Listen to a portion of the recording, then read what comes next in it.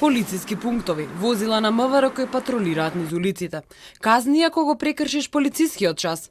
Вака Македонија функционираше на почетокот на пандемијата. Сценарио кое нема да се пресликам, бар засега, бидејќи здравствените власти најавија дека нема потреба од полициски час. Наместо тоа нова мерка, во текот на целиот ден е забрането групирање на повеќе од 4 луѓе на отворено. Досега ваквата забрана важеше по 21 часот, кога и се затвораа сите ресторани, кафулиња, кафеани.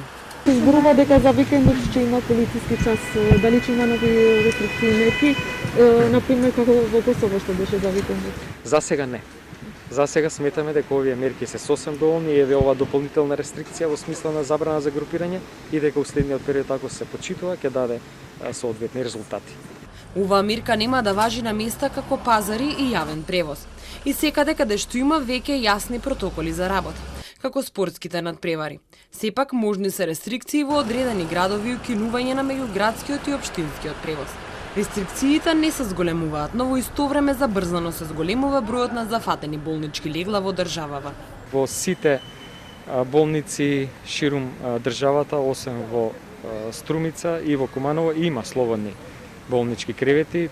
Станува збор за не само инфективните оделенија, туку и интерните кои што се целосно наменети сега за третман на ковид пациенти со соодветниот распоред на лекари кај нас. Инаку оваа недела бројот на позитивни тестирани секој ден надминува 30%.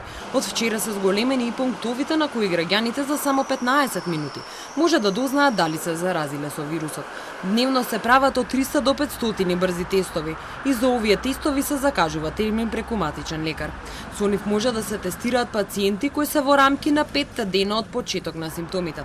Ако се поминати тие денови, се прави класично ПЦР тестирање.